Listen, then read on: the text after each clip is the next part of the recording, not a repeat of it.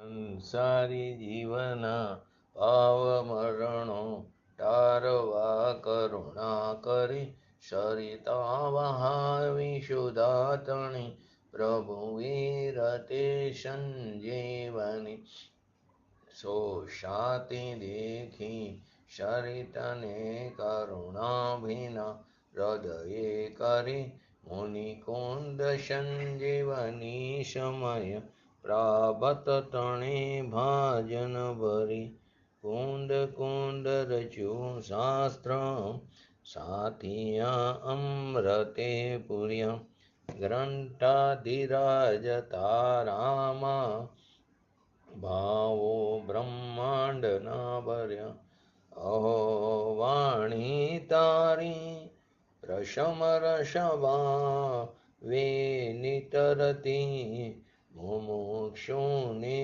પાતી અમૃત રસ અંજલિ ભરી ભરી અનાદિની મૂર્છા વિષતણી ત્વરા તી ઉતરતી વિભાવે તીઠંબે સ્વરૂપ ભણી દોડે પરિણતે તો છે નિશ્ચય ગ્રંથ ભંગ સગરા વ્યવહારના ભેદવા તું પ્રજ્ઞાક્ષિણી જ્ઞાનને ઉદયને સંદેશો છેદવા સાથી સાધકનો તુવાનો જગનો સંદેશમાં વીરનો વિષામો ભવક્લાંતના હૃદયનો તું પંથ મુક્તિ તણ શોણ્યે તને રસને બાંધશિતે લતાય જાણે તને હૃદય જ્ઞાની તણા જણાય તું રોચતા જગતની રુચિ આરસે સૌ તોરી જતા સકલ જ્ઞાયક દેવ રીજે બનાવો પત્ર કુંદનના રત્નોના અક્ષરો લખી તથાપી કુંદ સૂત્રોના અંકાએ મૂલ્ય ના કદી તથાપી કાનવાણીના અંકાએ મૂલ્ય ના કદી નમો રિંટાણં નમો શિટાણં નમો હૈરણં નમો વચણં નમો લય શિવ શ્રવણં ચત્તારી મંગલમ અરિહંતા મંગલમ સિદ્ધા મંગલમ શાહુ મંગલમ કેવલી પંતો ધમો મંગલમ ચત્તારી લોકોટમાં અરિહંતા લોકોટમાં સિદ્ધા લોકોટમાં શાહુ લોકોટમાં કેવલી પંતો ધમો લોકોટમાં ચત્તારી શરણ ભોજામી અરિહંતે શરણ ભોજામી સિદ્ધે શરણ ભોજામી શાહુ શરણ ભોજામી કેવલી પંતો ધમો શરણ ભોજામી ઓમ નમો અરિહંતાણમ.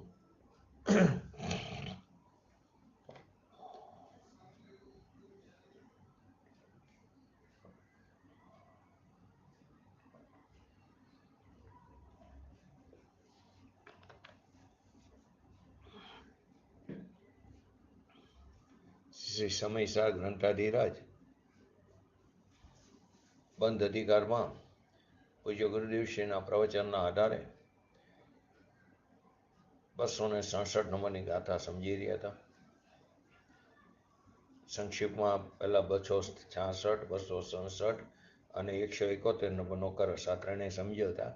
પછી પૂજ્ય ગુરુદેવશ્રીના પ્રવચનના આધારે આપણે 267ને સમજીએ છીએ. તો સૌથી પહેલા એનું હરિગીત 267 267 બંધ અધિકાર.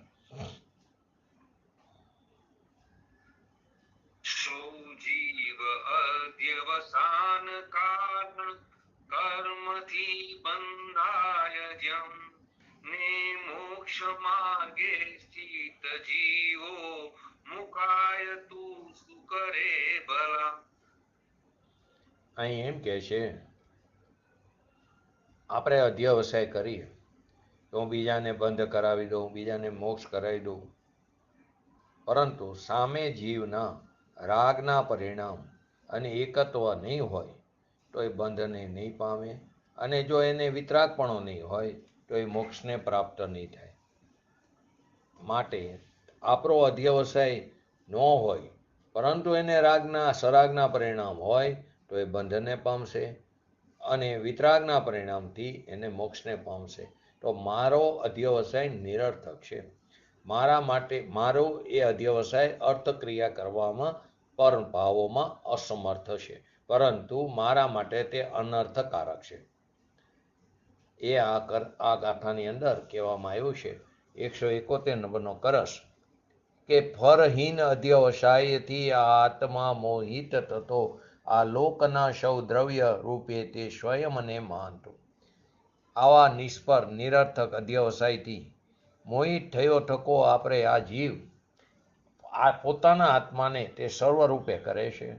એવું કંઈ પણ નથી જગતમાં, એવો કોઈ પણ પદાર્થ નથી કે જે રૂપ તે પોતાને કરતો ન હોય. એના ઉપર આપણે કવિવાર બનારસી દાસજીનો નાટક સમીક્ષાનો એક છંદ પણ જોયો. અહમ બુદ્ધિ મિથ્યા દશા ધરેશો મિથ્યાવંત વિકલ ભયો સંસાર મેં કરે વિલાપનંત.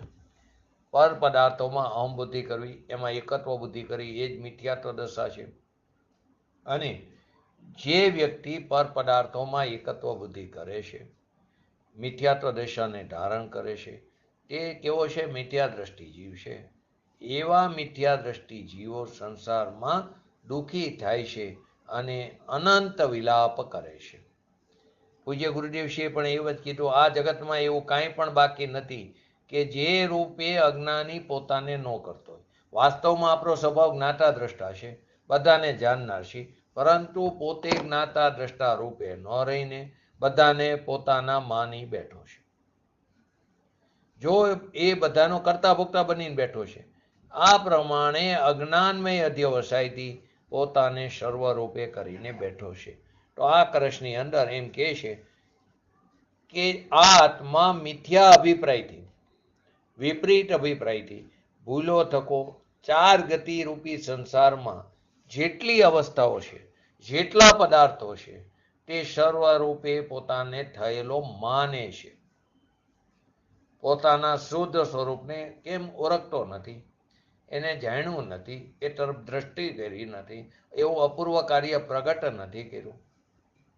કેમ? તો કે પોતાના મિથ્યા અભિપ્રાય એનામાં પડેલો છે અને એને કારણે ભૂલો છે અને એને કારણે 4 ગતિમાં રખડે છે, સંસાર ગતિમાં પરિભ્રમણ કરે છે. તો સંસાર ગતિમાં જેટલી પણ અવસ્થાઓ છે, જેટલા પણ પદાર્થો છે, એ સર્વરૂપ પોતાને થયેલો માને છે. માટે કીધું આ નિરર્થક નિષ્ફળ અધ્યવસ્થાએથી મોહિત થયો તકો. કેવો? કે પરને હું જીવાડું, પરને મારું, પરને દુઃખી કરું, પરને સુખી કરું, પરને બંધાવું, પરને મુક્ત કરાવું, પરને અગવડતા આપું, પરને સગવડતા આપું. એવા નિષ્ફળ અધ્યવસાયથી અજ્ઞાની મોહિત થયો તકો. તત કિચન અપી ન એવમ અસ્તિ યત આત્મ ન કરોતી. એ પોતાને સર્વરૂપ કરે છે. આત્મા અધ્યવસાયથી કરે છે એટલે કે માને છે. એવું કાંઈ પણ નથી કે જે રૂપે પોતાને ન કરતો હોય. જગતની બધી ચીજને, એક એક ચીજને પોતાની, એક ચીજને પણ એને પોતાની કરી તો આખી દુનિયાને ની જેટલી પણ ચીજો છે, જેટલા પણ પદાર્થો છે, એને પોતાની કરી એમ કહેવાય. એક ચીજને પણ, જગતની અંદર તો અનંત ચીજો છે, એમાં એક ચીજને પોતાની કરી તો આખી દુનિયાની ચીજને પોતાની કરે. શું કીધું? આપણો એકનો એક દીકરો હોય, એક દીકરો એક માયનો તો આખી દુનિયાને પોતાની માની. શ્રીમદજીએ દ્રષ્ટાંત આપીને કીધું,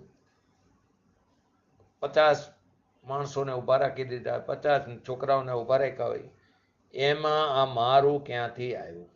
એમાંથી આપણો એકનો એક દીકરો હોય, 50માંથી કે આ મારો દીકરો છે, એ ક્યાંથી આવ્યું? ખરેખર તો વાસ્તવમાં તો બધા કેવા છે? જણાવવા યોગ્ય પદાર્થ છે કે નહીં છે, પરંતુ અહીંયા કઈ મારું. અથવા તો કોઈ આપણે રોડ હોય કે શેરી હોય, એમાં 50-100 મકાન હોય, એમાં આપણે એક જ મકાનમાં કઈ આ મારું ઘર છે. ખરેખર તો એ બધા ઘર તો આપણા જ્ઞાનના નહીં છે, પણ એમાં ઘર મારું ક્યાંથી આવ્યું? તો કે એકને પોતાનું માન્યું તો દુનિયાના બધા પદાર્થોને તે પોતાના કર્યા. એકને પણ પોતાનું કરે તો સર્વને કરે. સિદ્ધાંત એ કીધો કારણ કે એ તો કરી શકે નહીં, પણ એનો અભિપ્રાય તો આખી દુનિયાને જાણ કરી દઉં એવો છે. કરી શકતો નથી, પણ અભિપ્રાયમાં પડ્યું છે.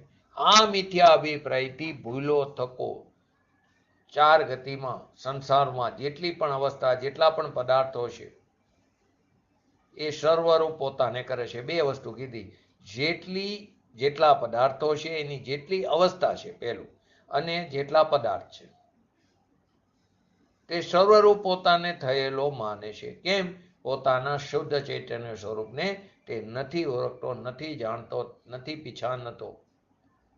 ભગવાન શુદ્ધ ચૈતન્ય સ્વરૂપ છે, જાણન દેખન જ્ઞાતા દ્રષ્ટા એનું સ્વરૂપ છે. એની કોઈ ચીજ નથી જગતમાં, પણ એમ એ જાણતો નથી. કેમ? કે મોહિત થયો થકો. આ વાત 171માં આપણે સંક્ષિપ્તમાં ઘણી બધી વસ્તુ જોઈ હતી. હવે આજે આપણે 259 અને 269 નંબરની ગાથા આપણે એમાં વિશેષ જોઈએ. તો કે જે વાત આ 171 નંબરના કળશમાં કહેવામાં આવી એ જ વાતને ગાથામાં સ્પષ્ટ રૂપે વિશેષ સ્પષ્ટતા કરે છે. એ કળશની અંદર પરને નિજરૂપ અને નિજને પરરૂપ કરવાની વાત કહેવામાં આવી. એ જ વાતની આ ગાથામાં અત્યંત સ્પષ્ટતાથી કરે છે. તો પહેલા 268 અને 269 નંબરનો ગાથા જોઈ લઈએ. હરી ગીત.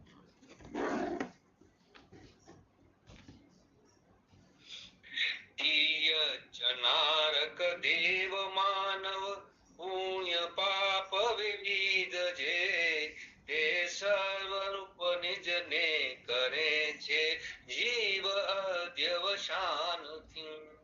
વળી એમ ધર્મ અધર્મ જીવ અજીવ લોક અલોક જે તે સર્વરૂપ નિજને કરે છે જીવ અધ્યવસાનથી. તિર્યંચ નારક દેવ માનવ પુણ્ય પાપ વિવિધ જે તે સર્વરૂપ નિજને કરે છે જીવ અધ્યવસાનથી. અને એ જ રીતે 269માં કહે છે કે વળી એમ ધર્મ અધર્મ એટલે ધર્માસ્તિકાય અધર્માસ્તિકાય, જીવ અજીવ, લોક અલોક, લોકાકાશ અલોકાકાશ જે તે સર્વરૂપ નિજને કરે છે જીવ અધ્યવસાનથી. એટલે આ જીવ અધ્યવસાનથી તિર્યંશ, નારક, દેવ, મનુષ્ય એ બધી પર્યાયો તથા અનેક પ્રકારના પુણ્ય પાપ ભાવરૂપ પોતાને કરે છે. નાના પ્રકારના દરેક પ્રકારના પુણ્ય પાપ ભાવરૂપ પોતાને કરે છે.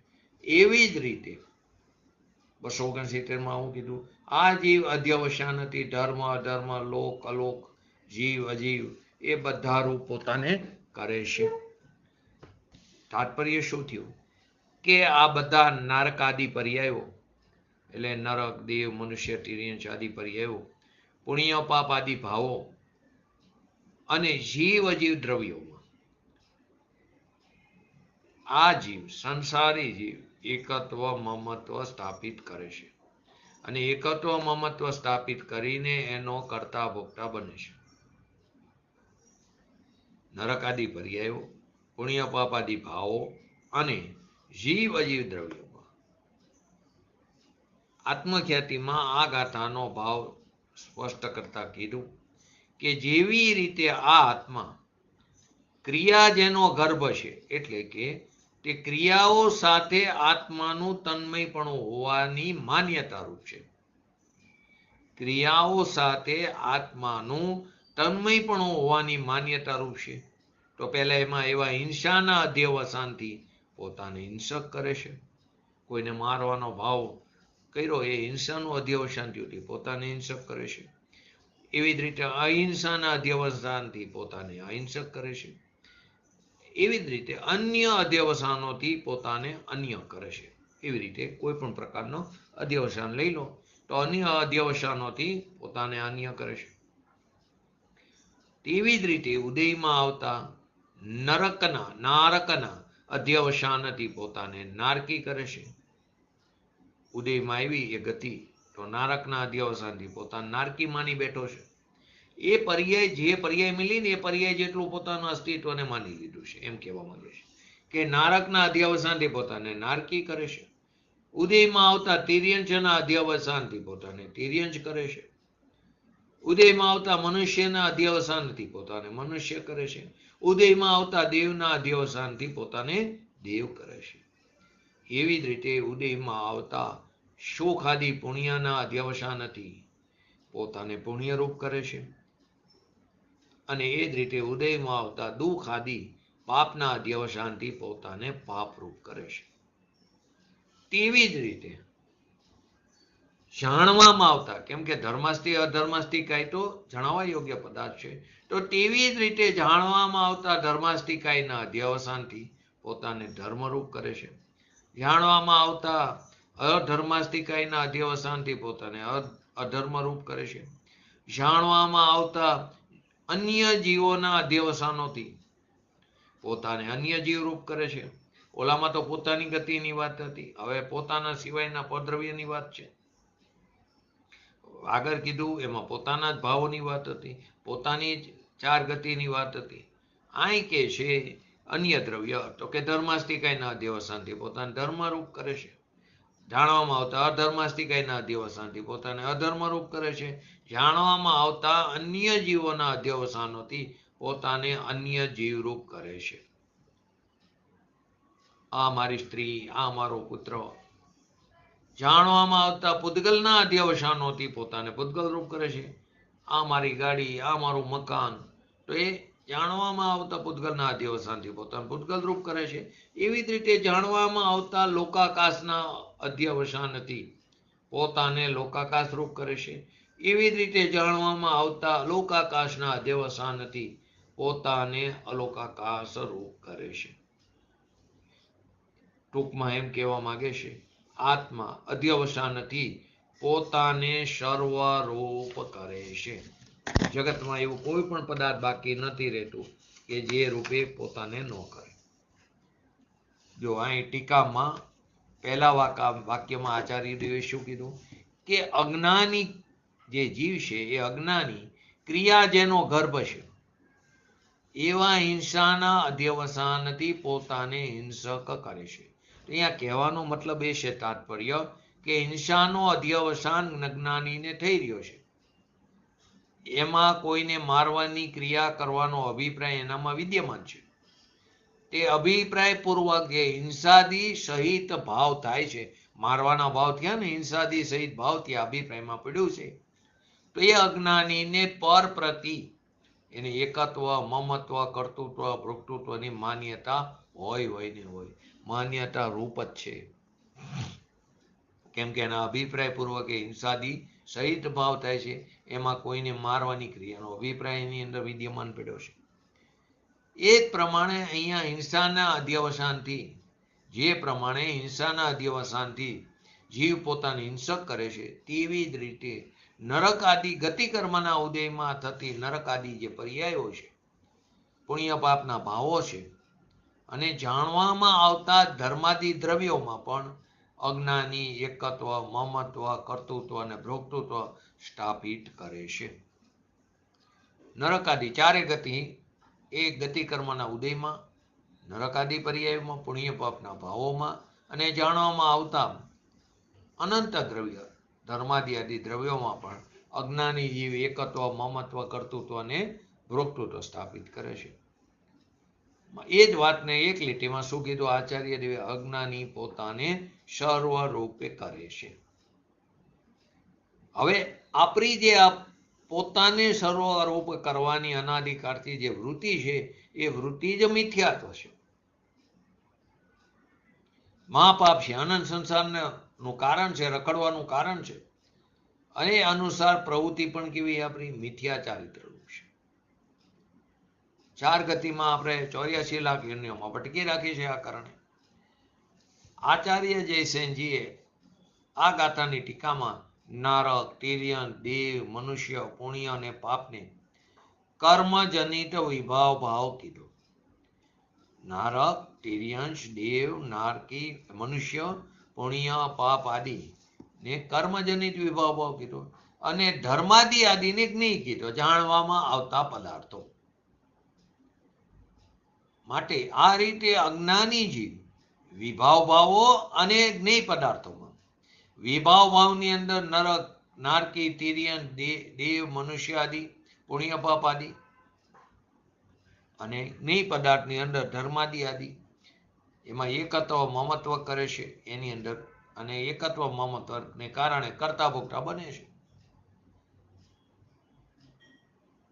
હવે અહીં એક પ્રશ્ન ઉભો થયો કે કઈ એક જિજ્ઞાસા આ શિષ્યને ઉત્પન્ન થઈ કે વિભાવ ભાવોમાં એકત્વ મમત્વની, કર્તૃત્વ ભોક્તૃત્વની વાત તો સંભવ લાગે, પુણ્ય પાપમાં, તિર્યંત, મનુષ્ય, નારકી આદિમાં, દેવ આદિમાં, પરંતુ ધર્માદિ આદિ જ્ઞેય પદાર્થોમાં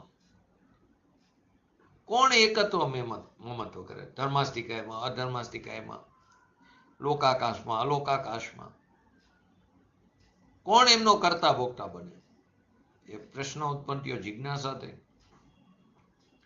આચાર્ય જયસેનજીએ એને સમાધાન રૂપી કીધું એક્ઝામ્પલથી, જે પ્રમાણે ઘટાકાર પરિણીત જ્ઞાનને ઉપચારથી ઘટ કહેવામાં આવ્યો. ઘટ આદિ જે પદાર્થ છે જણાવવા યોગ્ય, એ ઘટનો જેવો આકાર છે એવો આકાર ખરેખર તો એ જેવું છે તે સંબંધીનો આકાર જ્ઞાનની પર્યાયમાં ખરેખર જ્ઞાન જણાય છે. તે સંબંધીનો એ જ્ઞેય આકાર એ જ્ઞાનની પર્યાયમાં ઝરકે છે. તો એ પ્રમાણે ઘટાકાર પરિણમિત જ્ઞાનને ઉપચારથી ઘટ કહેવામાં આવ્યું. તેવી જ રીતે ધર્માદિ દ્રવ્યોના આકાર રૂપ પરિણમિત જે જ્ઞાન છે એને ઉપચારથી ધર્માદિ કહેવામાં આવ્યું. અહીં ધર્માદિ દ્રવ્ય એટલે ધર્માદિ દ્રવ્યોનો આકાર રૂપ પરિણીત જ્ઞાનને ઉપચારથી ધર્માદિ કહેવામાં આવ્યું. જેવી રીતે ઘટાકાર પરિણીત જ્ઞાનને ઘટ કહેવામાં આવ્યું, તેવી જ રીતે ધર્માદિ દ્રવ્યોના આકાર રૂપ પરિણીત જ્ઞાનને ધર્મ દ્રવ્ય અથવા ધર્મ કહેવામાં આવ્યું, ધર્માદિ કહેવામાં આવ્યું. ધર્મ, અધર્મ, લોક, અલોક. આ અપેક્ષાએ ધર્મ દ્રવ્યને જાણવાના વિકલ્પ વાળી જે જ્ઞાન પર્યાય છે ને, ધર્મ દ્રવ્યને જાણવા વાળી એ જે વિકલ્પ છે, વિકલ્પ વાળી જે જ્ઞાન પર્યાય છે એ પણ ધર્મ દ્રવ્ય કીધું. ધર્મ દ્રવ્યને જાણવાના વિકલ્પ વાળી જે જ્ઞાન પર્યાયને પણ ધર્મ દ્રવ્ય કીધું. અને અજ્ઞાની આત્મા એ જ્ઞાન પર્યાયમાં જ એકત્વ મમત્વ સ્થાપિત કરે છે. એ અજ્ઞાની આત્મા અજ્ઞાની દશામાં આપણે પણ એ જ્ઞાન પર્યાયમાં એકત્વ મમત્વ સ્થાપિત કરીશું અને એના કરતા ભોગતા બની બેસે છે. આ પ્રમાણે અજ્ઞાની જીવનું ધર્માદિ દ્રવ્યોમાં એકત્વ મમત્વ છે. એમાં કહેવાનો આશય એ છે કે ધર્મ દ્રવ્યને જાણવાના વિકલ્પ વાળી જે જ્ઞાન પર્યાય એને ધર્મ દ્રવ્ય કીધું, અને એની અંદર અજ્ઞાનીનો આત્મા એ જ્ઞાન પર્યાયમાં એકત્વ મમત્વ સ્થાપિત કરે છે અને એનો કરતા ભોગતા બની બેસે છે. આ જ રીતે અધર્માદિની, આ જ રીતે બીજા દ્રવ્યની બાબતમાં પણ આ જ રીતે સમજવાનું રહ્યું. પૂજ્ય ગુરુદેવશ્રીએ એની સ્પષ્ટતા કરતા કીધું, અજ્ઞાનીને પરજીવોને મારવા બચાવવાનું તથા પરમાં એકત્વ બુદ્ધિનો જે અધ્યવસાય છે, અજ્ઞાનીને અજ્ઞાન દશામાં પરજીવોને મારવાનો, બચાવવાનો તથા પરમાં એકત્વ બુદ્ધિનો જે અધ્યવસાન છે તે રાગ, દ્વેષ, મોહની ક્રિયાથી અંતર્ગર્ભિત છે. અને એ અભિપ્રાયથી પોતાને હિંસક, અહિંસક, રાગ, દ્વેષ, મોહ રૂપ કરે છે અજ્ઞાનીજી. એ અધ્યવસાય પરની સાથે અને રાગ, દ્વેષ, મોહની ક્રિયા સાથે તદ્રુપ અને તન્મયતા રૂપ હોવાથી મિથ્યાત્વના મહાપાપ રૂપ છે. એ અધ્યવસાયમાં પરની સાથે અને રાગ, દ્વેષ, મોહની ક્રિયા સાથે તદ્રુપ અને તન્મયતા રૂપ હોવાથી કેવો છે? મિથ્યાત્વના મહાપાપ રૂપ છે.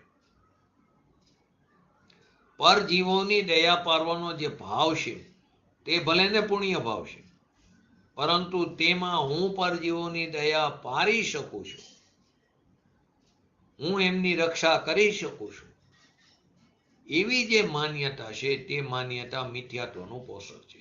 એવી માન્યતા મહાપાપરૂપ કીધું મિથ્યાત્વ. હવે એ પ્રમાણે ઔદૈહિક ભાવને લો તો ઔદૈહિક ભાવને કારણે પોતાને નર નારક આદિ માનવા લાગે છે. આચાર્ય દેવ કહે છે કે તું શું કરી રહ્યો છે? તું ભગવાન આત્મા છું. તું તો એક નાયક માત્ર છું. નારકી તો જડ દેહ છે. તું થોડો નારકી છું. તું તો ચૈતન્ય સ્વરૂપ શુદ્ધ બુદ્ધ છું. તું એક નાયક માત્ર છું. એની જગ્યાએ શું કરીએ આપણે? નારકી નરક દશામાં નારકીપણે જન્મ લીધો તો નારકી માની બેસી, તિર્યન દશામાં જન્મ લીધો તિર્યન માની બેસી છે. નારકી તો જડ દેહ છે. એ દેહમાં રહેવાથી પોતાને નારકી માનવાનો અભિપ્રાય તે મિથ્યાત્વ છે, મહાપાપરૂપ છે. એ પર્યાયમાં એટલે એ પર્યાય જેટલું અસ્તિત્વ આપણે માની લીધું એ મિથ્યાત્વ રૂપ છે, મહાપાપરૂપ છે. હવે કે છે ઉદયમાં આવતા તિર્યંચના અધ્યવસાનથી પોતાને તિર્યંચ કરે છે. ઉદયમાં આવતા મનુષ્યના અધ્યવસાનથી પોતાનું મનુષ્ય કરે છે. એમ કરીને શું સિદ્ધ કરે આચાર્ય ભગવાન? આ ભવ સમુદ્રમાં એકેન્દ્રિયથી માંડીને પંચેન્દ્રિય તિર્યંચ પર્યાયમાં આ ભગવાન આત્મા અનંતવાર જન્મ મરણ કરી ચૂક્યો છે. આ ભવ સમુદ્રમાં અનાદિકાળથી રખડતા રહ્યા છે. એની અંદર એકેન્દ્રિયથી માંડીને પંચેન્દ્રિય સુધી તિર્યંચ પર્યાયમાં આપણે અનંતવાર જન્મ લઈ ચૂક્યા છીએ, મરણ કરી ચૂક્યા છીએ. અને ત્યાં શું માન્યું કે હું તિર્યંચ છું, હું સ્ત્રી છું, હું પુરુષ છું, હું બાળક છું, હું યુવાન છું, હું વૃદ્ધ છું, હું પીડિત છું, હું પંડિત છું, હું મૂર્ખ છું, હું રાજા છું, હું રંક છું, હું બુદ્ધિશાળી છું. એ રીતે પોતાને એ મનુષ્ય કરે છે. જેવી રીતે જો કોઈ સમાજ સેવામાં, કોઈ રાષ્ટ્ર સેવામાં લાગ્યો હોય તો શું કે હું સમાજ સેવક છું, હું રાષ્ટ્ર સેવક છું, દેશ સેવક માને. આચાર્ય ભગવાન કહે છે કે તારો જે આ રાગમય મિથ્યા અધ્યવસાય છે તે મિથ્યાત્વમય છે, અનંત સંસારનો પરિભ્રમણનું કારણ છે. હવે તું આ રાગમય અધ્યવસાનમાં તદ્રુપ થઈ રહ્યો છું, જ્યારે તેમાં આત્માની ગંધ પણ નથી, દૂર દૂર સુધી ગંધ પણ નથી, લેશ માત્ર ગંધ નથી. ટીકામાં શું કીધું આગળ? ઉદયમાં આવતા દેવના અધ્યવસાનથી પોતાને દેવ કરે છે, તથા ઉદયમાં આવતા સુખ દુઃખ આદિ તથા પુણ્ય પાપ આદિ અધ્યવસાનોથી પોતાને સુખી દુઃખી પુણ્યાત્મા અને પાપાત્મા માની બેસે છે. આ પ્રમાણે જાણવામાં આવતા ધર્માસ્તિકાય, અધર્માસ્તિકાય આદિ દ્રવ્યોના અધ્યવસાનથી પોતાને ધર્માસ્તિકાય આદિ દ્રવ્યરૂપ જીવ કરે છે. એમ પણ કીધું જાણવામાં આવતા અન્ય જીવોના અધ્યવસાનથી પોતાને અન્ય દ્રવ્યરૂપ કરે છે. જેવી રીતે સ્ત્રી, પુત્ર, ભાઈ, બંધુ, સગા સંબંધી, નોકર, ચાકર આદિ અન્ય જીવ છે તે બધા પર છે, ખરેખર તો જ્ઞેય પદાર્થ છે, સ્વ નથી. છતાં આ બધા મારા છે અને એ મને ઉપકારી છે, લાભકારી છે એવો અધ્યવસાન તે મિથ્યા છે, વિપરીતે મિથ્યાત્વમય છે, પાપરૂપ છે. અજ્ઞાની જીવ આવા મિથ્યા અધ્યવસાયથી પોતાને અન્ય જીવરૂપ કરે છે, એમ આ ગાથામાં કહેવા માંગે છે બંને. જેવી રીતે અર્યંત દેવ નિગ્રંથ ગુરુ આત્મા છે ને એ પણ અન્ય જીવ છે, એ પર છે, સ્વ નથી. એમને પણ આપણા પોતાના હિતકારી માનવા, કેમ કે જગતના મારા સ્વદ્રવ્ય સિવાયના અનંત સ્વદ્રવ્યોમાં મારા પણ ઉકેર્યું છે. એ બધાને મેં પોતાને એ સર્વરૂપ કરે છે. માટે એમાં અર્યંત પણ આવી ગયા, સિદ્ધ ભગવાન પણ આવી ગયા, પૂજ્ય ગુરુદેવશ્રી જેવા જ્ઞાની પુરુષ પણ આવી ગયા, નિગ્રંથ મુનિરાજ પણ આવી ગયા. તો અર્યંત દેવ અને નિગ્રંથ ગુરુ એ પણ ભગવાન આત્મા છે ને, એ પણ અન્ય જીવ છે, સ્વ નથી, પર છે. એમને પણ પોતાના હિતકારી માનવા, જો વિનય વિવેક રૂપે આવે પરંતુ અભિપ્રાયમાં હોય કે મારા હિતકારી છે, તો એમાં રાગ થયો, મમત્વ પણ થયું. એમને પણ પોતાના હિતકારી માનવા તથા એ મારા તારણહાર છે એવી એકત્વ મમત્વ બુદ્ધિરૂપ જે અધ્યવસાય છે તે મિથ્યા દર્શન છે. એમને મારા હિતકારી આ પંચમ કારમાં એને મારા હિતકારી માનવા, તમે મારા તારણહાર છો, આવી જે એકત્વ આવી જે મમત્વ બુદ્ધિ છે એ અધ્યવસાય તે મિથ્યા દર્શન છે. અહીં તો એમ કીધું કે નિજ જ્ઞાયક ભાવને છોડીને અન્ય જીવમાં પોતાપણાનો વિકલ્પ કરે તો એ વિકલ્પથી તે જીવ પોતાને અન્ય જીવ રૂપ કરે છે. પોતાના નિજ જ્ઞાયક ભાવને છોડીને અન્ય જીવમાં અનંતા જીવ થયા એમાં પોતાપણાનો વિકલ્પ કરે તો એ વિકલ્પથી એ જીવ પોતાને અન્ય જીવરૂપ કરે છે. અને આ એનું અજ્ઞાન છે, આ મિથ્યાત્વ છે. એ જ રીતે જાણવામાં આવતા પૂતગલોના અધ્યવસાનથી પોતાને પૂતગલ રૂપ કરે છે. જો આપણો આત્મા કેવો સ્વયં તો જ્ઞાયક સ્વરૂપ છે, જ્ઞાતા દ્રષ્ટા સ્વભાવથી ભરેલો છે. હવે એને જાણ્યા વગર આ મારું શરીર, આ મારું મન, આ મારી વાણી, આ મારું ધન, આ મારી સંપત્તિ, હીરા મોટી, બાગ બંગલા, આની અનેક પ્રકારના પૂતગલોને જાણતો, પોતાના જાણતો ટકો આ મારા છે, મને લાભદાયક છે, એવા અધ્યવસાનથી અજ્ઞાની જીવ પોતાને પૂતગલ દ્રવ્ય રૂપ કરે છે. આ મારું ઝવેરાત છે, આ મારો બંગલો છે, આ મારી સંપત્તિ, આ મારું ધન, આ મારું શરીર, પોતાના આત્માને જાણ્યા વગર એમાં અહમપણું સ્થાપિત કર્યું. ને જેણે પોતાના આત્માને જાણ્યો એ પણ એવું બોલીએ કે આપણે કોઈ પંડિત હોય એની સાથે ક્યાંક એ બાર ગામ રહેતા અહીંયા ગયા હોય એના ઘરે લઈ જાય, જો આ મારું ઘર, અહીંયાથી આ મંદિર આટલું દૂર થાય. બોલવામાં આવે, ભાવભાષણમાં નથી હોતું, અભિપ્રાયમાં પડ્યું છે. મારું ઘર તો નિજ સ્વઘર છે. એવી જ રીતે લોકના આકારનો વિચાર કરતો અજ્ઞાની તે વિકલ્પોમાં એકત્વ બુદ્ધિ કરીને લોકાકાશ અને અલોકાકાશ સંબંધી અધ્યવસાનથી પોતાને લોકાકાશ અને અલોકાકાશ રૂપ કરે છે. લોકના આકારનો વિચાર કરતો થકો અજ્ઞાની એ વિકલ્પોમાં એકત્વ બુદ્ધિ કરી બેસે છે. આપણે કરી જ છીએ. તો લોકાકાશ અને અલોકાકાશ સંબંધી અધ્યવસાનથી આપણે પોતાને લોકાકાશ અને અલોકાકાશ રૂપ કરી છે. આ પ્રમાણે જીવ આવા મિથ્યા અધ્યવસાનોથી પોતાને પરરૂપ કરે છે. અજ્ઞાની જીવ અનંત કાળથી ઊંધી માન્યતાથી પોતાના સ્વઘરને ભૂલીને ખરેખર પોતાને ભૂલો અને એ કારણે સંસારમાં રખડે છે. તો પોતાને ભૂલીને પરમાં એકત્વ મમત્વ રૂપ મિથ્યા અધ્યવસાન જ કર્યું છે ને કર્યા કરે છે. પોતે છે તો સ્વભાવથી સકર્જ્ઞ જ્ઞાયક, બધાને જાણવા વાળો, બધા એમાં જણાઈ જાય છે એની જ્ઞાનની પરિચયમાં.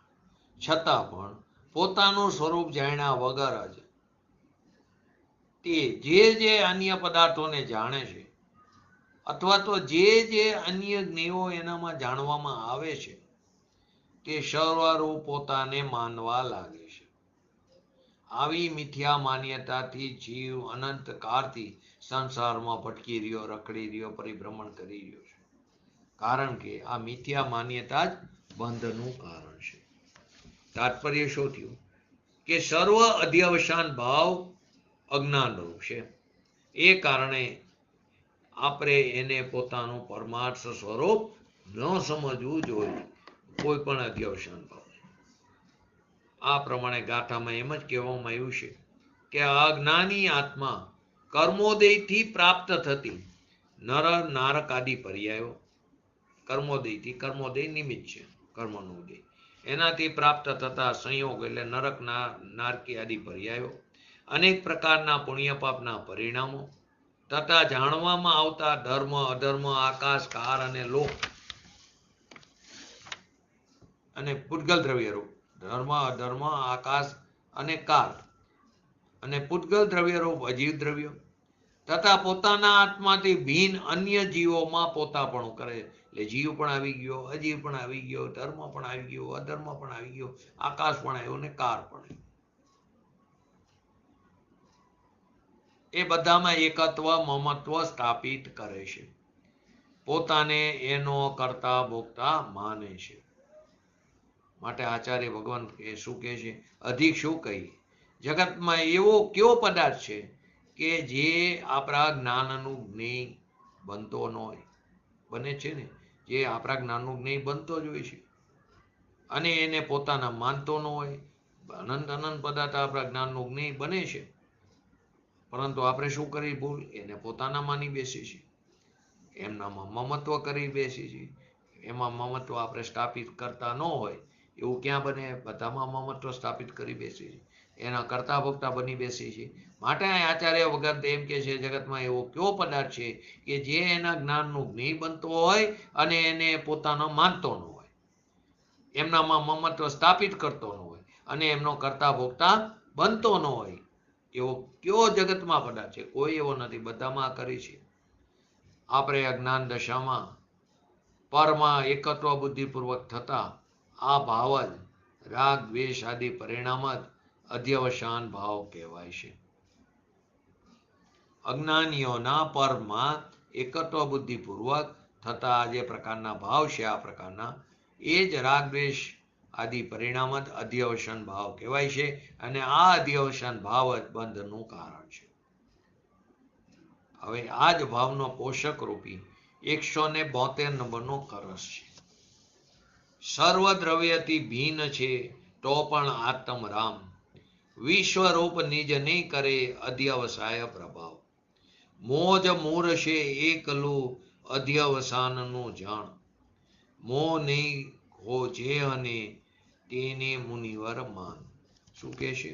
સર્વ દ્રવ્યથી ભિન્ન છે તો પણ આત્મરામ, વિશ્વરૂપ નિજ ને કરે અધ્યવસાય પ્રભાવ. મોજ મૂરશે એકલું અધ્યવસાનનું જાણ. અધ્યવસાનનું મૂળ કોણ છે? મોહ એકલું, મિથ્યાત્વ. મોહ નહીં હો જેને, જેને મોહ નથી તેને મુનિવર માન. મુનિની મુખ્યતાથી પ્રધાનતાથી કથન છે. તો વિશ્વથી એટલે કે સમસ્ત દ્રવ્યોથી ભિન્ન હોવા છતાં પણ આ આત્મા જેના પ્રભાવથી પોતાને વિશ્વરૂપ કરે, અન્ય દ્રવ્ય રૂપ કરે છે, એવો જે અધ્યવસાય કે જેનું મૂળ કોણ છે? મિથ્યાત્વ છે, મોહ છે. એ જેને નથી તે જ મુનિરાજ છે. શું કીધું?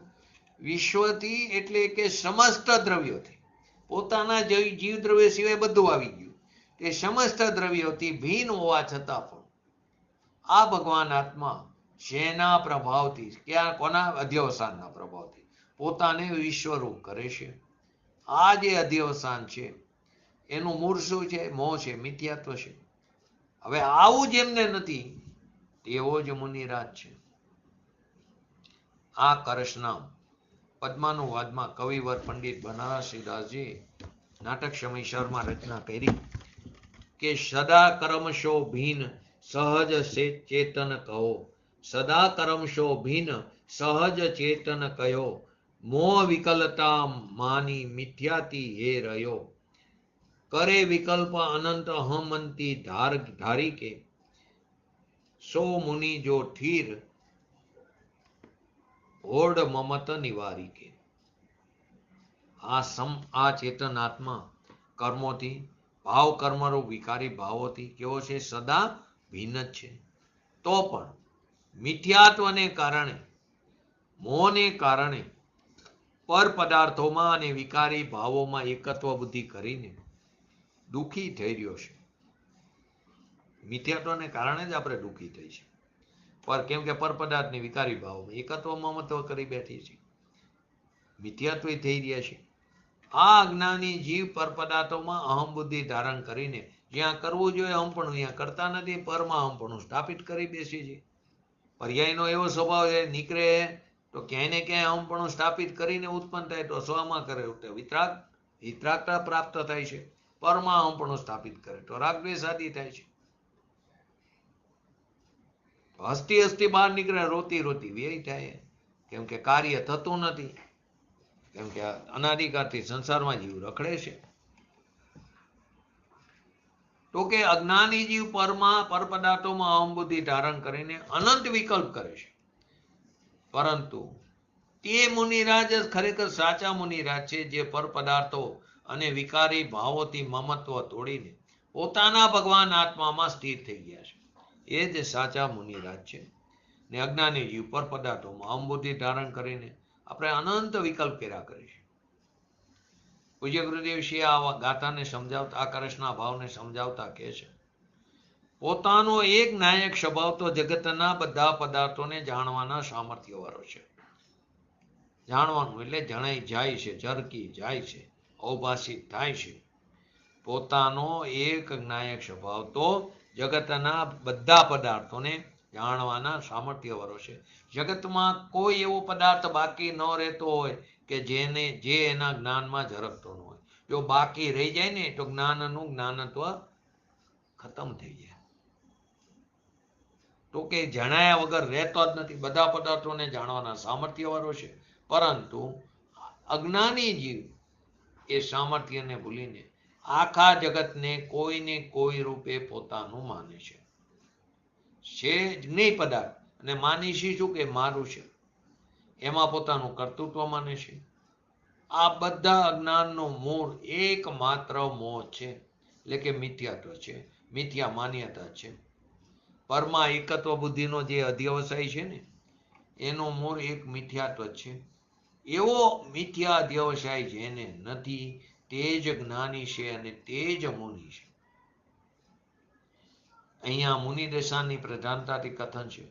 ચોથા પાંચમા ગુણસ્થાનમાં પણ પરમાં એકત્વ બુદ્ધિનો અધ્યવસાય હોતો નથી. હોય ચોથા પાંચમા ગુણસ્થાનમાં ગ્રહ દશામાં જીવ બોલે પણ ખરા, મારો પુત્ર, મારી સ્ત્રી ઓળખાણ આપે તે, પણ અભિપ્રાયમાં નથી. જેનો સહજ એક નાયક સ્વભાવ છે, એવા આત્માનો સ્વને અને પરને જાણવાનો સહજ સ્વભાવ છે. જાણવાનો એટલે જણાઈ જાય છે. નાટક સમયસારની આપણે વાત કરી છે. સ્વ પર પ્રકાશક શક્તિ અમારી, તાતે વચન ભેદ બ્રહ્મ ભારી. સાધ્ય સાધક દ્વારની અંદર આ છંદની રચના છે. સ્વ પર પ્રકાશક શક્તિ અમારી, તાતે વચન ભેદ બ્રહ્મ ભારી. નિદશા દુવિધા પરગાશી, નિજ રૂપા પરરૂપા ભાસી. જેમાં સ્વ પરને જાણવા રૂપ એક સ્વભાવ વાળા આત્માની પરિપૂર્ણ પ્રતીતિ વર્તે છે, તે સમ્યક દર્શન ધર્મનું એટલે કે ચારિત્રનું મૂળ છે. સમ્યક દર્શન વગર ચારિત્ર હોય જ નહીં. સમ્યક દર્શન પૂર્વક જ ચારિત્ર સાચું ચારિત્ર છે, અને એ ચારિત્ર પૂર્વક જ મોક્ષની પ્રાપ્તિ થાય છે. માટે મોક્ષનું પરંપરા કારણનું કારણ સમ્યક દર્શન. તો સમ્યક દર્શન ધર્મનું અર્થાત ચારિત્રનું મૂળ છે. આવા ચારિત્રના ધારક મુનિવરોને આવો મિથ્યા વ્યવસાય હોતો નથી. પરમાં એકત્વ બુદ્ધિ, મમત્વ બુદ્ધિ, કર્તૃત્વ બુદ્ધિ, ભોક્તૃત્વ બુદ્ધિ હોતી નથી.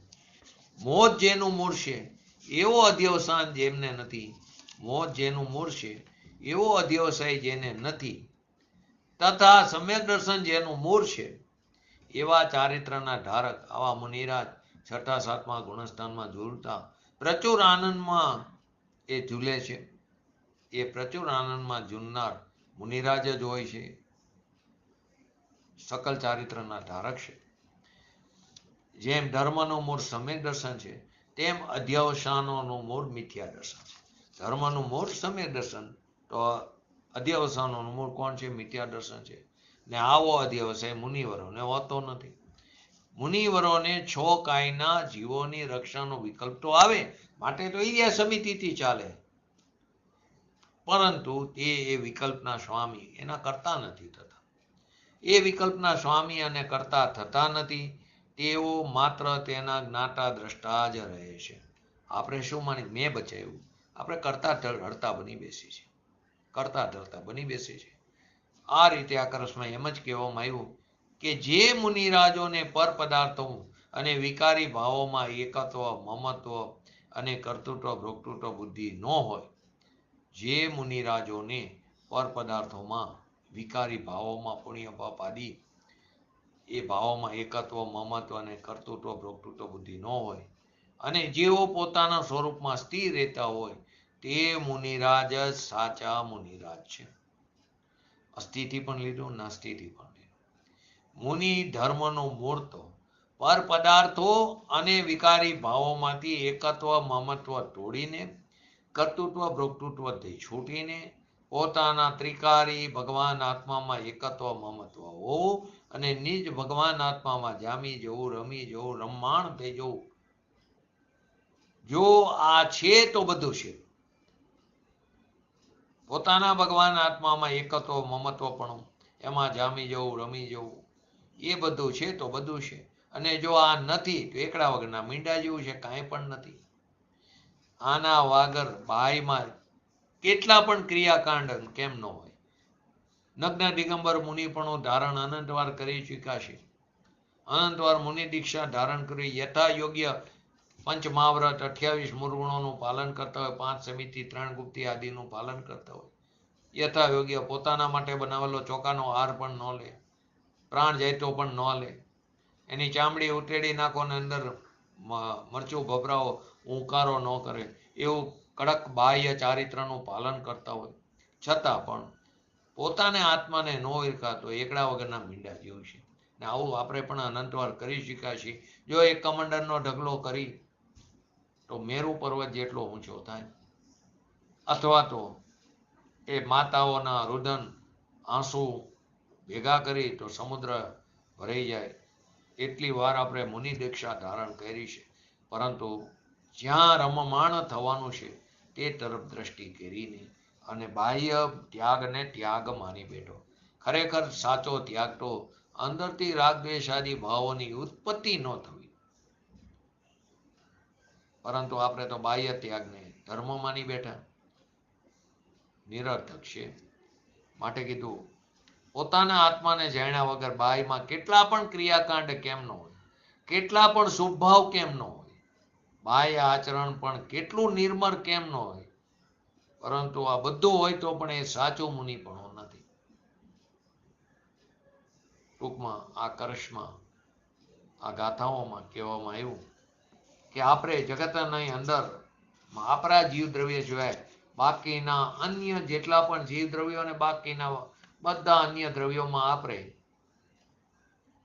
પોતાપણું સ્થાપિત કર્યો, એમાં આપણે એને પોતારૂપ સર્વને કરી બેઠા છીએ. કેમ તો કે અધ્યવસાય છે. જ્યાં જે પર્યાય મિલી તે પર્યાય જેટલું જ પોતાનું અસ્તિત્વ માની લીધું.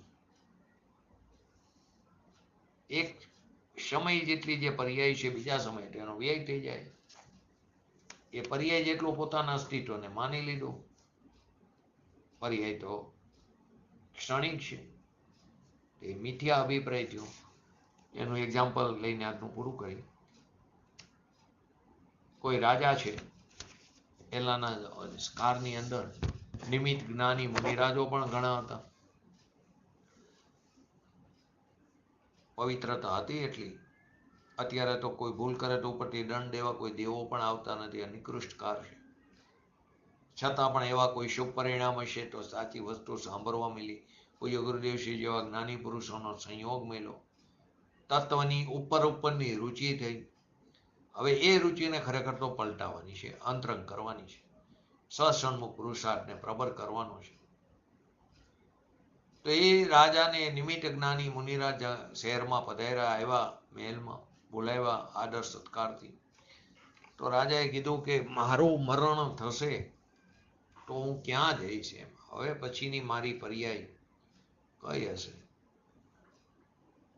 તો નિમિત્ત જ્ઞાની મુનિરાજે કીધું કે આ તમારું મરણ થશે, તમે આ જ મહેલની અંદર વંદા થઈને ઉપજશો. મહારાજને તો એ આવી પર્યાયમાં જન્મી, એટલે એમને એ યોગ્ય ન લાગ્યું. એટલે એમને એમના બધા સૈનિકોને, સેનાપતિને બધાને બોલાવ્યા, દરબારી આદિને. કે મારું મરણ થાય અને હું અહીં વાંદા તરીકે ઉપજી, નિમિત્ત જ્ઞાની મુનિરાજ નું કથન ખોટું ન હોય તો હું ઉપજીશ તો ખરો જ, પરંતુ તમે તરત જ એ વાંદાને મારી નાખજો. મારે એવી પર્યાયમાં રહેવું નથી. ક્રમબદ્ધ પર્યાયની શ્રદ્ધા નથી. આયુ કર્મનો ઉદય હોય તો એને કોઈ મારી શકતું નથી, અને ક્ષય હોય તો એને કોઈ બચાવી શકતું નથી, એવી શ્રદ્ધા નથી. મરણ થયું, બધા ફરતા જ ઉભા હતા. નિમિત્ત જ્ઞાની મુનિરાજના કહેવા પ્રમાણે એ વંદા તરીકે આવ્યા એ જ મહેલની અંદર. તો તરત જ એમનો રાજાનો આદેશ હતો એટલે તરત જ સેનાપતિ સૈન્ય તલવાર લઈને દોડ્યા સૈનિકો. તો એ વંદો એને એ પર્યાયમાં જ પોતાનું અસ્તિત્વને માની લીધું હતું. બચવા માટે દોડ્યો, પછી બચવા માટે ભાગી ગયો. એનો અર્થ શું થયો કે જે પર્યાય આપણને મળે અહીંયા એટલું બધું મમત્વ થઈ જાય. એકેન્દ્રિય જીવને ક્યાં રાગદ્વેષ થાય? એ પર્યાય જેટલું જ પોતાના અસ્તિત્વને સ્વીકારી બેઠો. છતાં પણ અહીંયા શુભ અને અશુભ ભાવની ઘટમાર ચાલુ છે. અને કેટલા એવા નિગોદિયા જીવ છે જે અનાદિકાળથી છે ને અનંતકાળ સુધી ત્યાં જ રહેવાના અક્ષય અનંત નિગોદિયા જીવ. એમાં પણ શુભ અને અશુભ ભાવ છે, કેમ કે નિયમથી ફરે રાખે. તો એને એવું કયો શુભ ભાવ? તો કે છે શુભ ભાવ, પરંતુ એ શુભ ભાવની એટલી ઉત્કૃષ્ટતા નથી કે જે ત્રસપણું પ્રાપ્ત કરી શકે. અને કેટલા નિગોદિયા જીવ ત્રસપણું પ્રાપ્ત કરે છે, અને પ્રાપ્ત કરીને આગળ જાય તે નો પણ જાય તો મનુષ્યપણું, એમાં પણ સંજ્ઞીપણું, એમાં પણ સાચા દિવશાસ્ત્ર ગુરુનું શરણ, એમાં પણ કર્મભૂમિમાં જન્મવું, એમાં પણ જ્ઞાની પુરુષોનો સંયોગ, એમાં પણ આપણી ચાલતી ભાષામાં સરળ રીતે સમજાવનાર પંડિતો, વિદ્વાનો, જ્ઞાની પુરુષોનો સંયોગ થવો, એમાં પણ કુર એવું મળવું, પોતાની રુચિ ઉપડવી, આ બધું છે અત્યારે. પરંતુ કચાશ ક્યાં છે પોતાના પુરુષાર્થની? આપણને પરમાં અધિકતા લાગે, પરમાં વિસ્મયતા લાગે, માટે સ્વની અધિકતા અને વિસ્મયતા ભાસતી નથી. બસ દિશા બદલાવાની. દિશા બદલાશે તો દશા બદલાય વગર નહીં રહે. માટે વજુભાઈ સાહેબનું એક વાક્ય યાદ આવે છે, હા લત. હા એટલે હકાર, લટ એટલે ટેવ. તો એવી હાલત એટલે કે એવી લત કર, એવી ટેવ કર કે તારી હાલત દશા બદલાયા વગર ન રહે. બસ આ ટેવ એટલે કે લત પાડ કે હું શુદ્ધ બુદ્ધ છું. છે ને ઘણી વાર ઘણા આવા સારા પ્રસંગો હોય તો વિવેક રૂપે અથવા તો વ્યવહારથી કે તમે રોજ અડધી કલાક સ્વાધ્યાય કરો, રોજ અભિષેક કરો, રોજ પૂજા કરવી, એવા નિયમ લેવડાવે જેની જે કેપેસિટી. ખરેખર એ બધા નિયમ એ તો ક્રિયાના છે, કરવાની ના નથી. સાચો નિયમ તો એ છે કે આ જે મને પર્યાય મળી છે એ પર્યાયમાં હું મારા સ્વભાવને પ્રાપ્ત કરું, હું સમ્યક દર્શનને પ્રાપ્ત કરું. મારે હવે બીજી પર્યાય માં વિતરાગતા પ્રાપ્ત કરવાનો એવો અવસર નથી જોતો. આ પર્યાયમાં જ હું કરી લઉં અને એટલો પુરુષાર્થ કરું કે 2-3 ભવ એથી વધારે નહીં, એમાં હું મારી મુક્તિની પ્રાપ્તિ કરું કે જે મારા જ્ઞાનના જ્ઞેય છે. આપણે પણ આવા પુરુષાર્થને પ્રબળ કરી ને પુરુષાર્થને પહેલા સસન્મુખ કરી અને વિતરાગતાને પ્રાપ્ત કરી અને પ્રબળ પુરુષાર્થ કરી શપથ શ્રેણી માંડીને આપણે પણ લોકના અગ્રભાગે તનુવાત વલયમાં ઉપચારથી અને નિશ્ચયથી પોતાના સ્વચતુષ્યમાં બિરાજમાન થઈ એવી મંગલ વિરલ ભાવના સાથે અન્વયિત થતો. જય જિનેન્દ્ર, જય જિનેન્દ્ર, જીનવાણી સ્તુતિ.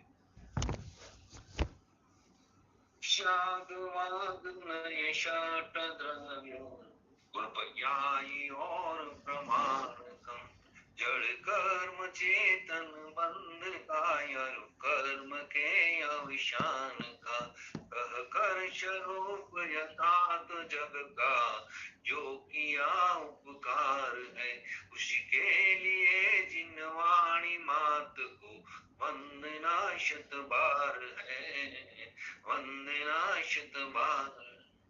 नमो रिंगटणं नमो शीटणं नमो ऐरणं नमो वजनं नमो लय सवसावणं शतारी मंगलम अरिहंता मंगलम सिद्धा मंगलम शाहु मंगलम केवली पंतो धमो मंगलम चतारी लुगुटमा रिहंता लुगुटमा सिद्धा लुगुटमा शाहु लुगुटमा केवली पंतो धमो लुगुटमा चतारी क्षणं भोजामि अरिहंते क्षणं भोजामि शीते क्षणं भोजामि शाहु क्षणं भोजामि केवली पंतो धमो क्षणं भोजामि।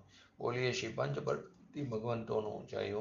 बोलिए श्री जीनवाणी मातनो जय हो। बोलिए श्री परम पूज्य परम उपकारी श्री सदगुरु देवनो जय हो। बोलिए श्री प्रसन्नमूर्ति भगवती माँ जय हो।